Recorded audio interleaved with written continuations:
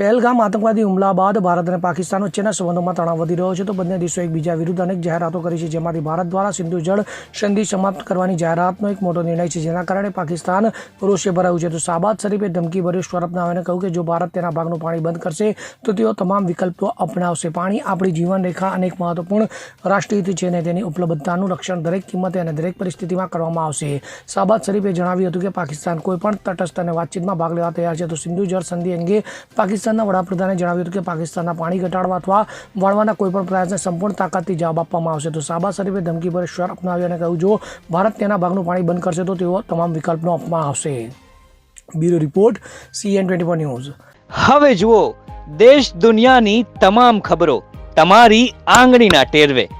ઉઠાવો મોબાઈલ અને Google Play Store પરથી ડાઉનલોડ કરો અમારી CN24 ન્યૂઝ મોબાઈલ એપ.